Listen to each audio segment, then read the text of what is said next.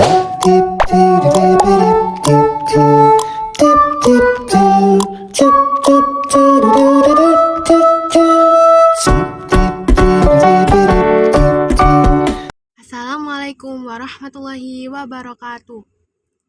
Sebelumnya, perkenalkan, nama saya Keisha Nasnin Batrisya Almira dari kelas 10L absen 6.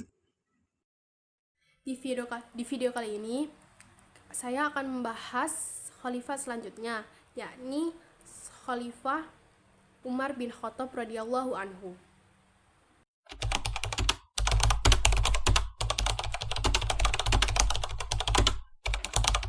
Biografi Umar bin Khattab radhiyallahu anhu. Umar bin Khattab berasal dari suku Quraisy, yakni tepatnya Bani Adi. Beliau lahir di sekitar tahun 584 Masehi atau sekitar 13 tahun setelah kelahiran Nabi Muhammad SAW. Ayahnya bernama Khattab bin Nufail dan ibunya bernama Hantamah binti Hisham. Sejak kecil, Umar dikenal sebagai pribadi yang tegas dan keras. Hal ini didapatkan dari didikan keluarganya, terutama sang ayah dari Umar yang terkenal disiplin. Karena itu, ketika dewasa, Umar tumbuh menjadi sosok yang berani, kuat, dan disegani oleh orang-orang di sekitarnya.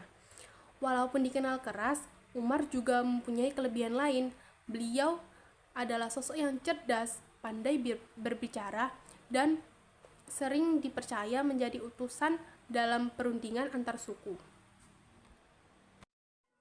Awalnya, Umar termasuk orang yang menentang Islam. Tapi setelah masuk Islam, beliau justru menjadi salah satu pembela Islam yang paling kuat. Keislaman Umar membawa perubahan besar, karena sejak itu umat Islam menjadi lebih berani menampakkan diri secara terbuka.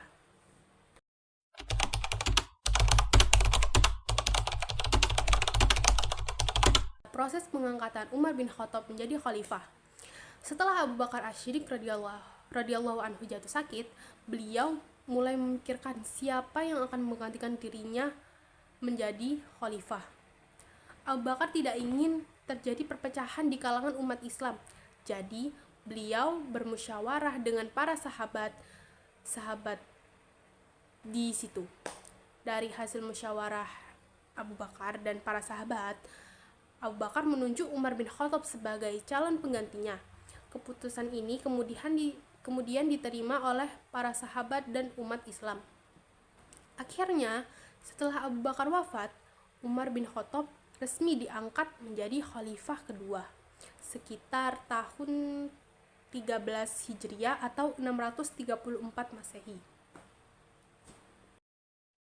Walaupun awalnya ada yang merasa khawatir karena sifat Umar yang tegas, tetapi pada kenyataannya beliau justru menjadi pemimpin yang adil dan sangat memperhatikan rakyatnya.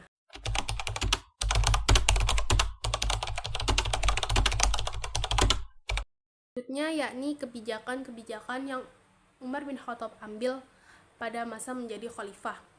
Ada 4 kebijakan yang Umar ambil. Yang pertama yaitu memperluas wilayah Islam. Di masa kepemimpinan Umar bin Khattab, wilayah Islam menjadi berkembang sangat pesat. Wilayah yang berhasil dikuasai antara lain ada Persia, Syam, juga Mesir. Perluasan ini bukan hanya soal kekuasaan, tetapi juga untuk menyebarkan ajaran-ajaran Islam ke wilayah-wilayah yang lebih luas. Yang kedua, membentuk sistem pemerintahan yang rapi. Umar mulai menyusun sistem pemerintahan yang lebih teratur. Contohnya, seperti yang pertama yakni membagi wilayah menjadi beberapa provinsi, lalu mengangkat gubernur di setiap daerah, dan membentuk lembaga keuangan Baitul Mal untuk mengatur pemasukan dan pengeluaran negara. Ini penting karena dengan kebijakan ini membuat pemerintahan jadi lebih tertata.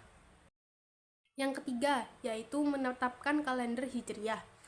Di masa Umar juga mulai ditetapkan kalender Hijriah. Perhitungan kalender ini dimulai dari peristiwa hijrah Nabi Muhammad SAW dari Mekah ke Madinah. Sampai sekarang, kalender Hijriyah masih digunakan dalam umat Islam di seluruh dunia. Selanjutnya yakni yang keempat, yaitu menegakkan keadilan. Umar bin Khattab dikenal sebagai pemimpin yang sangat adil. Beliau tidak membedakan antara rakyat biasa dengan pejabat. Bahkan kalau ada pejabat yang bersalah, tetap akan ia hukum. Umar juga sering turun langsung untuk melihat kondisi rakyatnya. Katanya, beliau sering berkeliling di malam hari untuk memastikan tidak ada rakyat yang kelaparan. Ini menunjukkan bahwa beliau benar-benar peduli pada rakyatnya, bukan cuma memerintah dari jauh.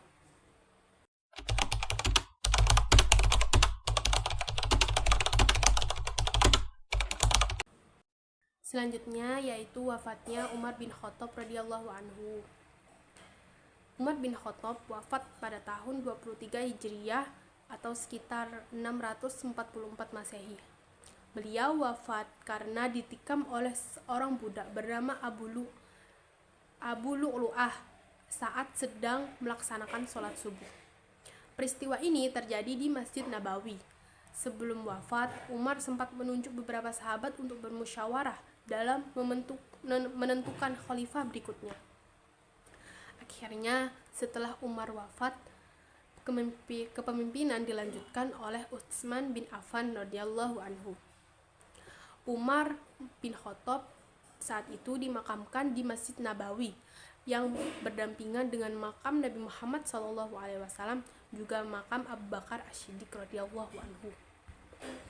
Nah, dari kisah Umar bin Khattab radhiyallahu anhu, kita juga bisa belajar banyak hal, mulai dari ketegasan dalam mengambil keputusan, keadilan dalam memimpin, sampai kepedulian terhadap rakyat.